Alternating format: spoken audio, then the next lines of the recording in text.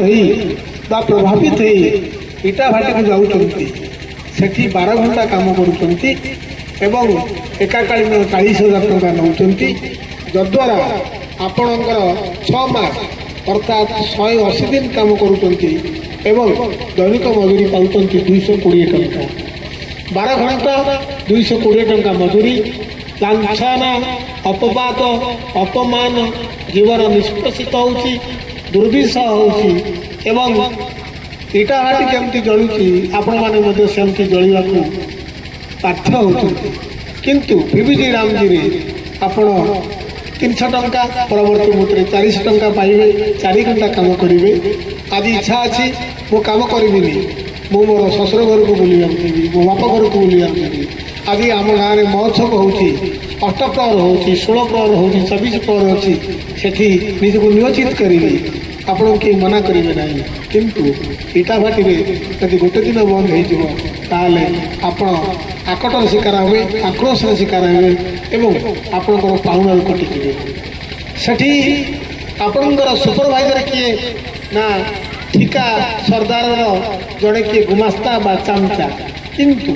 BBG Ramji अंतर्गत योजना आप काम कले आपणकर सुपरवाइजर होती निजे स्वयं जिलापाल भावे दिंतु भटा खटिकी 220 टंका पाइबे ना एनआरजीएस 300 ରୁ 400 टंका पाइबे भटा खटिकी इटा भाटी आपणकर सुपरवाइजर जड़े निम्न स्तर लोक होगी आपको हाकिम देखब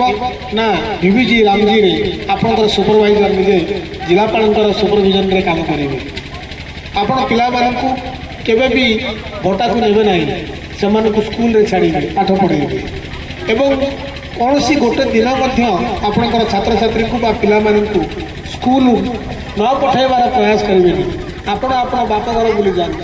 आपण बाप वाणी योगदान करते किंतु छुआ को स्कूल को पठेबे छुआ को मनीष करेंगे सरकार विभिन्न प्रकार योजना कर मागणा पिला माने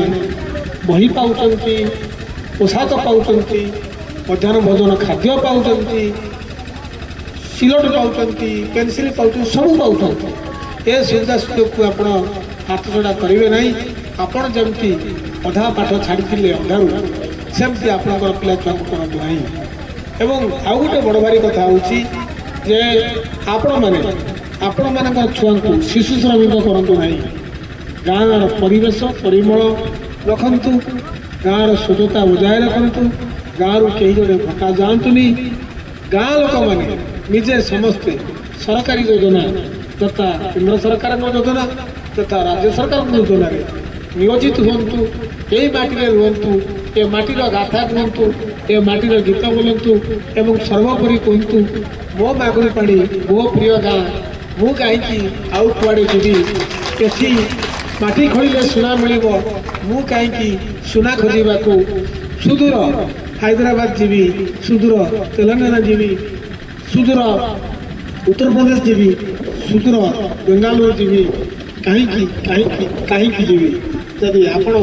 निजे निजक प्रश्न पचारे ताल उत्तर आपे आपे आपको आसब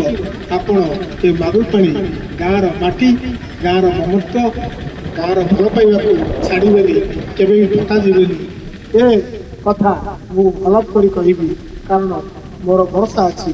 जो जातीय स्तर अंतर्जातीय स्तर कबाड़ी खेलाड़ी ये मागुरपाणी गाँ तैयारी से गाँ निश्चय गोटे आदर्श गाँ बोली मुझे अनुभव करे ये अनुभव केवल आगे रही मुझे थे भी जिलापाल हिसाब से अनुभव करी ये नथिले भी अनुभव करी एवं मु मन पकईबी जे मागुरपाणी गाँ को थे जाइली सेठी स्वच्छता कार्यक्रम कथा कहूली एवं आज से गाँ एक सबु दिगरे आदर्श गाँ ये आई मते आमंत्रण कर धन्यवाद नमस्कार बंधु उत्कल जन।